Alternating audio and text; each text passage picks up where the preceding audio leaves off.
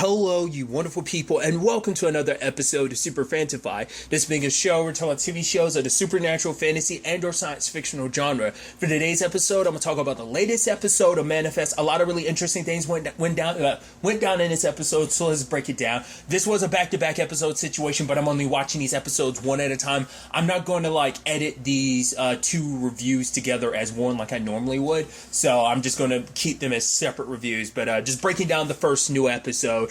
Obviously picking up where Pete had ended up telling Michaela where they can find Jace, and ultimately, Michaela, along with her backup, ends up going there, but turns out Jace is already gone. He's got 24 to 48 hour head start, but obviously it shows he's obsessed with Michaela, Ben and Cal, with the pictures of them with the faces messed up and everything.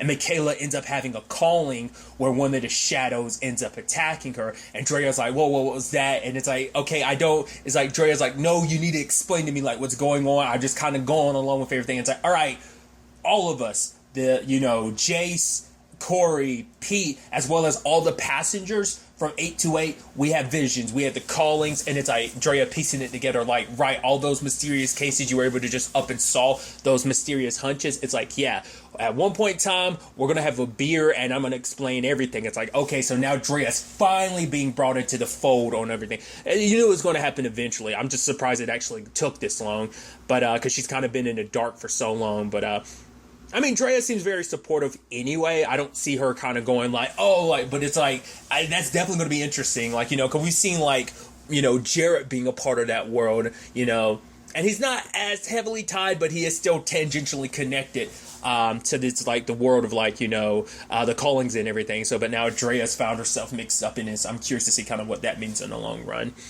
But, obviously, at the same time, Pete was having the same callings, but suddenly the FBI showed up and, removed him, relocated him.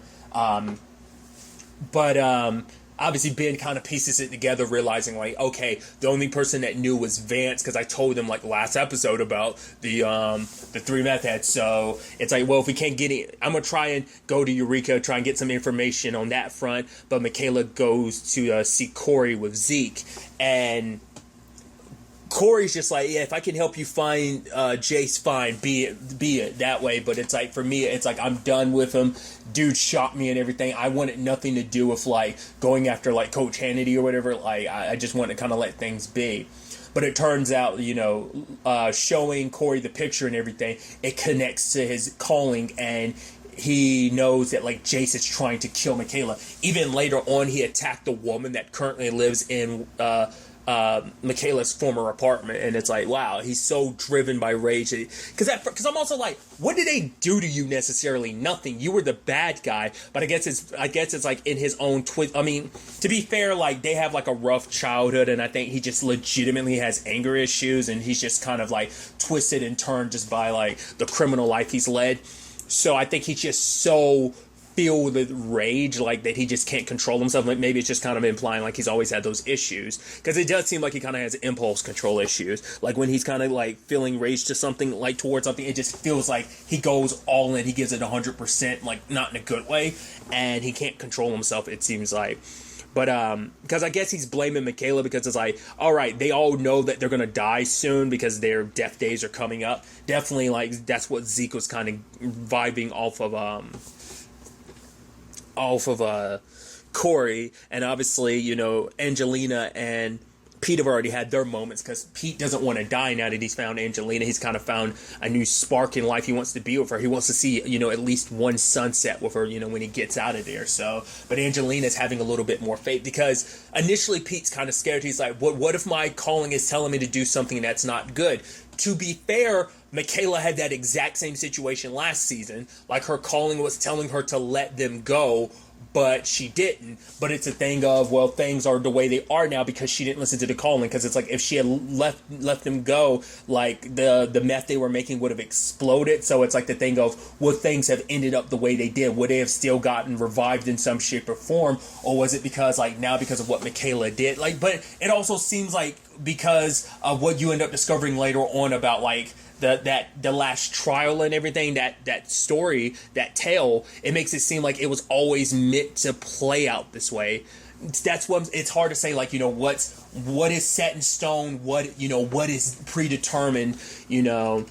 I mean, certain aspects aren't predetermined, but it kind of showcases that maybe other aspects and avenues are. Who knows? But we still haven't trailed back to the fact is that the initial story, that got started with this, like, remember last season, it was like, right, it's the guy they were reading and studying about, TJ in particular, studying about in Cairo and stuff that they were talking about last season.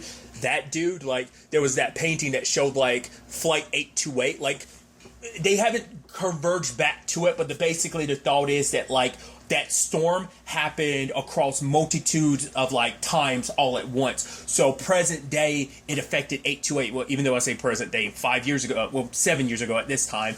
And then at the same time, all those years ago, those people on that ship saw that silver dragon or whatever in the sky, and it ended up being Flight 828 because basically the storm caused, like, time and space and continuum to, like, all overlap at one moment in time, where I think, like, everything happened in a single moment, just across space and time, and it just actually all converged, like, in some, like, time bubble almost.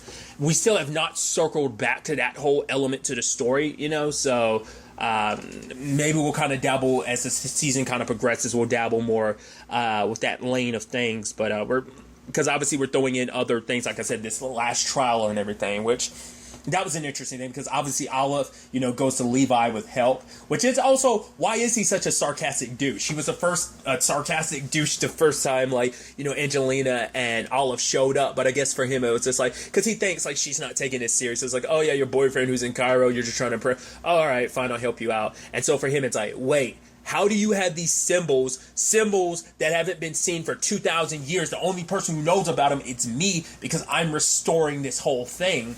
And so he ends up connecting it all to, like I said, the last trial. And basically it reflects Jace, Corey, and Pete. One about someone who kind of, like, gets a fresh start by finding someone, Pete and Angelina. Someone who's kind of letting their past go and making peace with it. Corey, when he wanted to make peace with the whole Hannity thing, he's like, I'm not about to go down that lane. But then there's Jace. This, once again, it's been a conversation about this whole thing being kind of like a judgment of scales of,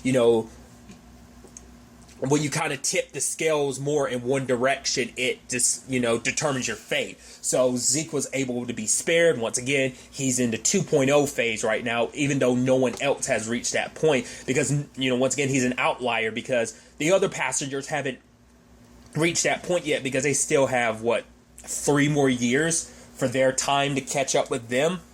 Because it's like been 2 years at this point in time, so they've all got like 3 years before we get to closer to their death dates. But Zeke only had like a year time frame. Obviously, this is the other case because they, Corey, Jace, and Pete are in a unique situation because much like Zeke, they don't have a long death date. Like, he only had a year. They had 3 months.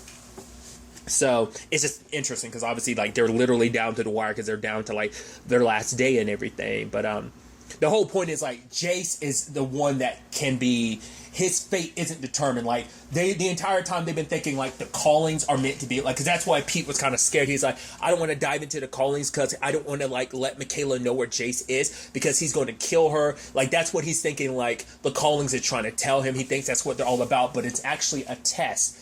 Jace, he can get his life back if he chooses to do good, if he chooses not to give in to revenge. But if he does, then, then I guess, I'm wondering, is it a thing of all 3 have to pass? So, like, if he kills, luckily he didn't kill the woman, he ended up hurting her, but I think that's a little different. So, I think if he crosses the line and kills someone, then, like, it makes me wonder, does that, like, nullify Pete and Corey's conditions of this, or is it just specifically Jace's that gets nullified and he ends up dying while they get a chance to live? Or is it a thing of all 3 have to, like, pass their criteria, a part of, like, their story being a reflection of this story? Like, do all 3 have to pass, or can, now that only 2 of the 3 have passed, that's okay for their front, but just not Jace's? Once again, a lot of this is probably going to get answered in the next episode, but once again, I've only seen this episode right now at the time of recording this, so. Just something I was thinking about during the episode, and thinking about now with the recording. But because Ben's trying to get help from Pete, but also like they're treating in particular that doctor is super anal about like, oh no, like he's going to be our experiment. It's like because he's in such a rare position because he's literally on death's door, like he's deteriorating, and even Ben being like, are you two, talking to Vance and Sanvi, it's like, are you two really okay with this? And it's like, for both of them, it's like, this is a way of, the callings might not be the only way of dealing with the death date. I know you believe that, Ben, but this could be an opportunity for us to really study it and find a different way. This could be our way to saving everyone, all the passengers.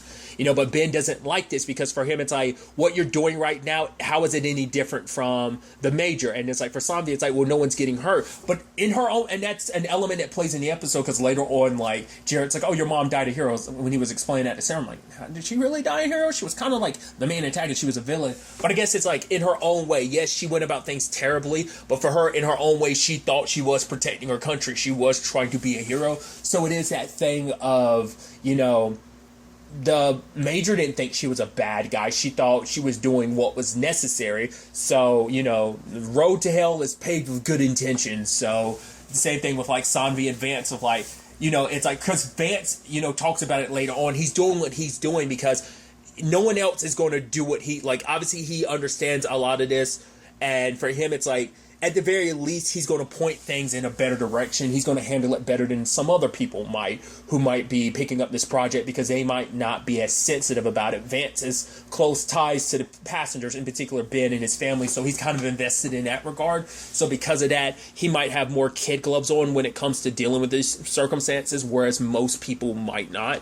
And Sanvi thinks, well, for one, for her, it's making up for the past, considering the whole Major situation, but also doing what she's always done. She's wanted to help the passengers, and she's always kind of done it her way. And, she's always kind of, because especially in her circumstances, she has to believe that, considering she can't get the callings anymore, and she might have jeopardized her means of saving her life. But for Sanvi, it's like, she's putting everyone else's lives in front of hers anyway, so it's more about their lives. No matter what happens to her, at the very least, I can help other people. So for her, that's enough of a thing. But still, like, it's the thing of, like, I agree with Ben of, like, it is kind of shady the way you guys are handling this. The way the doctor is just kind of, like, Pete might be down to his last day, and rather than letting him kind of do what he wants to, it's like, well, he's a criminal, so we get to decide what happens on his last day. It's like, it's kind of effed up. That the way the doctor is acting, like they are just like oh, like it's something to be understood, that they're a thing to be understood, that they're not people with feelings and lives and stuff like that. So Ben makes a promise, like, okay, I'll get Pete to cooperate if he helps me with the whole Michaela and Jace thing, which he ultimately does. Ben is saying, like, go ahead and help them out, because he's telling Pete, like, hey, I know you're not a bad guy because I know that you try to help out Cal. He's like, yeah, I did. At least I tried to. And so it shows, like, hey, you were already in a process of not being, like, 100% down with all of this. So it's like, out of any of them, out of the three, like, I know you were already good. So, Angelina trusts you and has faith in you. So I trust in you too, So he ended up giving them Jace's location, like, in the woods and stuff like that. Michaela's dealing with the fact is that she wants to go after Jace, but everyone, Jarrett, Zeke, Ben, are telling her to lay low, because it's like, yeah, he's only got a day left. But for Michaela, it's like, I felt it from the calling, the rage, the anger that's there. He's going to hurt so many people in the process. He already attacked one woman just because she happened to live where I used to live. It's like, I don't want other people to become victims because Jace is, like, obsessed and trying to come after me. So she's a little on edge. And so when the time does come, when it's revealed, like, oh, where Jace is, they decide to go on their own, Zeke and Michaela, because, Zeke's like, all right, I don't want you jumping into danger, but if you're going to, I'm going to follow you. Which for her, it's like, you're a hypocrite for saying, like, all that, considering, like, Mr. jumping into a frozen lake and dying. Like, really, you don't really have room to judge. It's like, okay, but it's like, they got each other's back through all of this. So then you have, like, the whole Emmett situation, because obviously Jarrett's going deeper and deeper into the investigation. It makes sense that Emmett was the one who actually disposed of the Major's body. It's like, well, to be fair, he's always been Vance's like right-hand dude, except for Powell, but like Emmett's like the more like get the dirty work done type of thing. Even him being like, oh, you gotta like extend my leash a little bit so I can it's like, because at first you're kind of worried like, oh, you're gonna like try and make Jarrett disappear or something like that. Is that what's going to happen? Because Jarrett kept digging deeper and deeper, looking into this garbage truck. There was a picture taken, so he got like I think like the license plate or something like that. He didn't get Emmett up there, but obviously for him, it's like he ends up finding out from like the dude who runs the company, the sanitation company, being like, oh yeah, like we have like contracts with like the government and stuff like that. So it's like, okay, so it started leading Jarrett down that road, but it's kind of a thing of a lot of that. It's kind of handled without a lot of paper trails, so there's no way to kind of tie anything back officially. And so ultimately Emmett ends up bringing him in because Sanvi kind of started getting worried, because for her it's like, Ben, do you ever think about like the whole thing of like you might have trusted the wrong people? Because hearing Emmett and Vance talk about it, she started getting worried, because it's like, I'm the one who committed the crime, like I'll tell the truth, like just don't let anything happen to Jarrett because of me. She doesn't want other people to suffer because of the ramifications of what she did, which technically there are already people suffering because, Sarah and, the whole situation with her mom. But ultimately, Sanvi ended up, like, showing up just as Jarrett gets in the car with Emmett. But then, like, she circles back, talks to Vance, and Vance shows her, like, oh, Powell is telling, like, Jarrett, like, hey, the Major, she's dead. We believe a foreign operative or asset or whatever ended up killing her. She was found in like New Orleans like some months ago or whatever. And it's like, okay.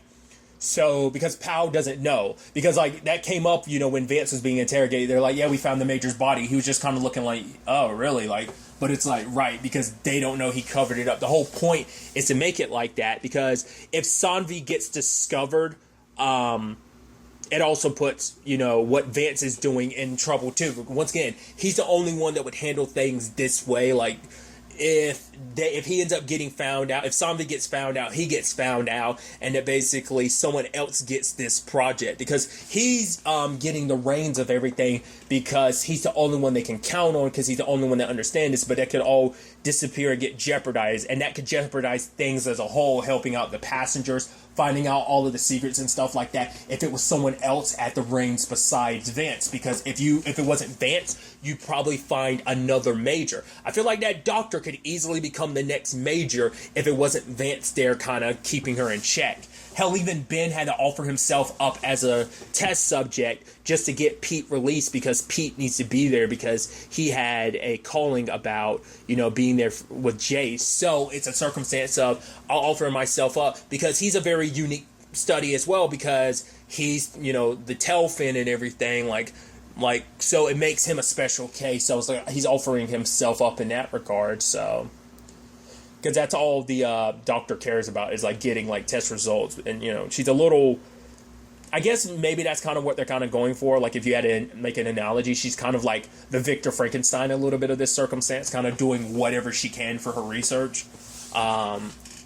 Just like what this can mean for the like humanity as a whole, like figuring out the 828 mystery that everyone's trying to figure out. There'll be one of the scientists who figures it out. Like it's just like you would be remarked in history and stuff like that. So I'm sure that plays a part, but also just being a scientist in general and your curiosity. So Ben's kind of set himself up for that being an issue much later on, him kind of offering himself up.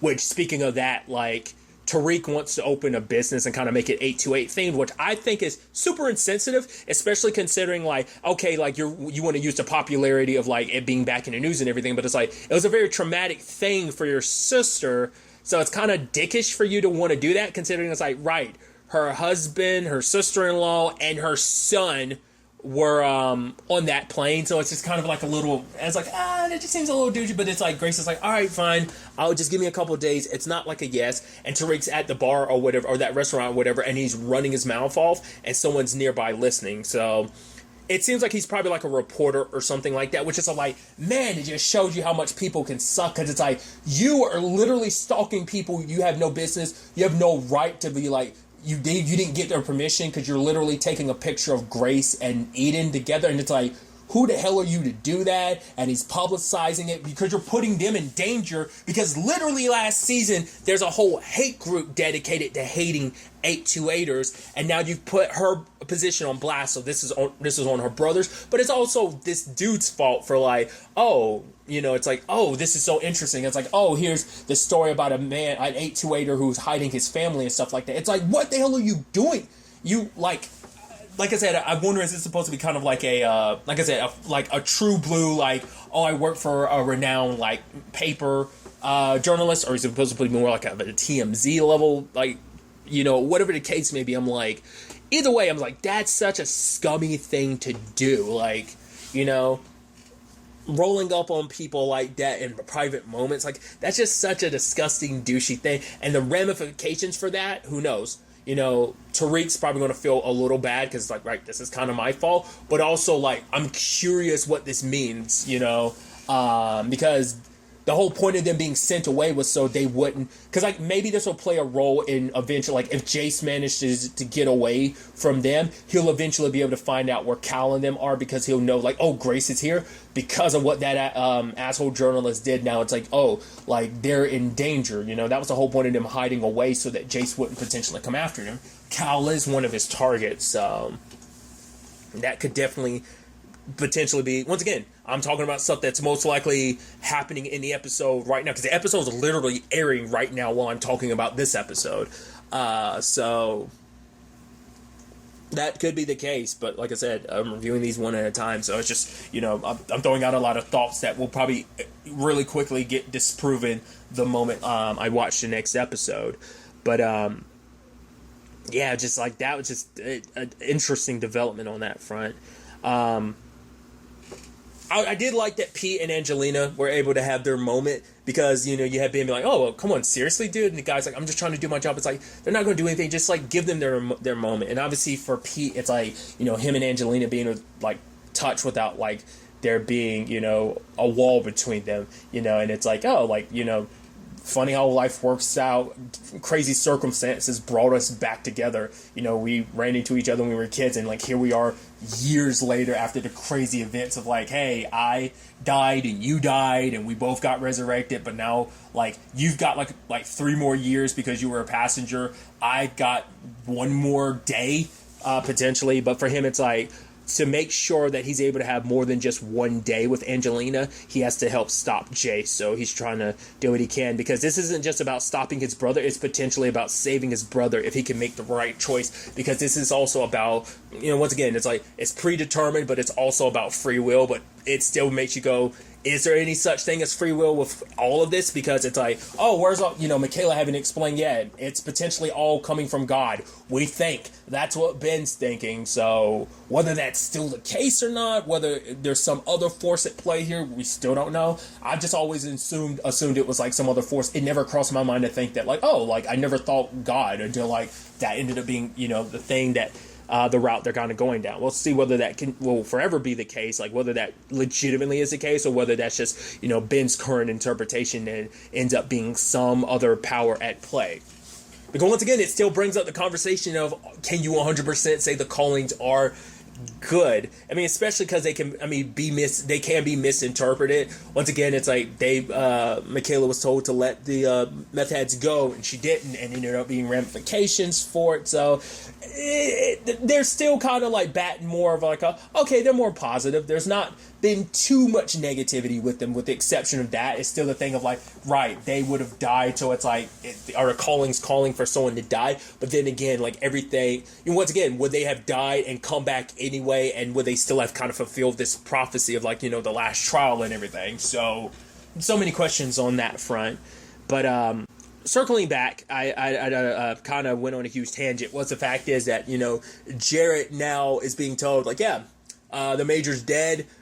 So you got to let this go. And he reports that to Sarah. So things have kind of been shut down on that case. Sanvi doesn't have to reveal the truth, but she's still going to have to keep the guilt over what happened. So it's like, you know, Vance is trying to make her feel better by being like, you did what you had to do, and I did what I needed to do and thought was necessary by covering things up. So we're kind of in this together. Like, if you take the fall, I'm going down with you, and that could have massive ramifications for this whole thing. But once again, there's also like we're learning more and more about the scales. What does this mean in the grand scheme of things for Sanvi? Like, where are the scales for her? Where's everyone's, like, current, once again, the gut place points, like, where's everybody's gut place points at right now, So I think that kind of begs the question in many different regards on that front. So things are kind of shut down. It's also like, oh, we don't have to worry about the Major because she's dead. So it's like, oh, we're kind of good on that front. But it's like, who's to say there won't be someone else who takes up that role? Once again, that doctor easily feels like she could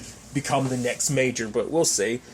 There's still a part of me that's like, there's also the possibility the Major might come back, especially if she does come back. She can come back for a while now because she died, like, it said like 5 months ago, but it's borderlining on 6 months, so she'll have like a 6-month window of coming back, and I'm still wondering whether or not that will end up being the case or not. That, like, once we're done with like Jace, Corey, and Pete, that might be the next step to this, that she might come back and might be the worst of them all, might be the ramifications of Sanvi doing what she's doing, kind of going off the reservation a little bit with how she's handled things, that because of that, this might blow up in her face in a certain regard, and because of that, once again, the domino effects of kind of where her story and her path's been leading her, what that's going to have an effect on the passengers, and not just them, everyone that's kind of involved in this grand mystery, So the episode kind of ends with Jace getting like the upper hand on Zeke and knocking him out, because obviously him and Michaela are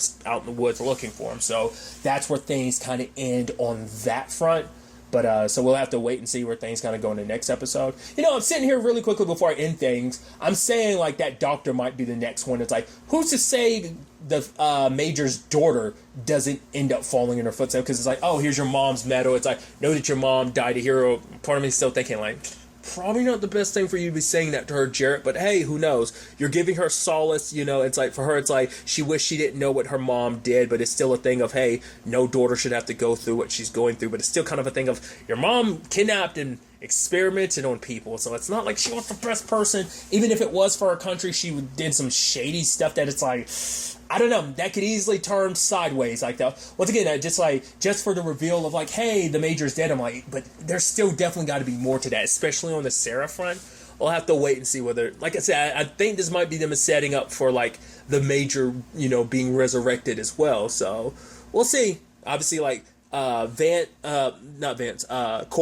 Jace, and Pete got resurrected, so who's to say, like, the same thing won't happen to the Major? Obviously, it took them 3 months to come back. It's been 6 months. She could easily come back in that time frame. Like, obviously, we've seen, like, this has affected different people at different rates. But once again, there was the serial killer dude or whatever, like, the killer from, like, season 1, who had, like, was it, like, went in, like, 88 days or something like that, so he had, like, less than a month or something like that. Less than, like, 3 months or something like that, so... Well, then it's kind of interesting because, like, they kind of correlate in the same vein, don't they? Because Jace, Pete, and Corey all had, like, a 3-month period. Home Dude had, like, it, like I said, I think it was specifically something like 80-some days. I want to say it was, like, 88, but I could be wrong. But, yeah.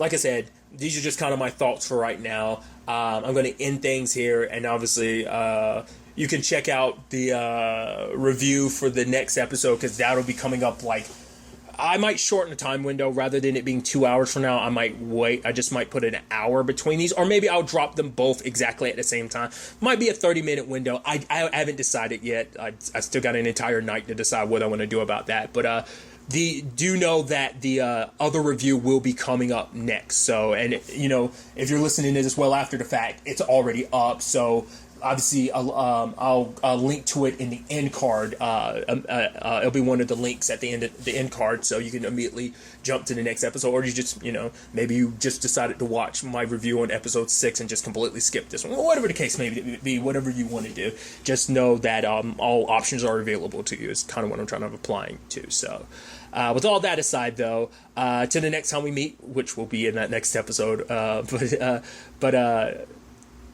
till next time we meet, be happy, be safe, live life to the fullest, and enjoy it. Good day, and goodbye.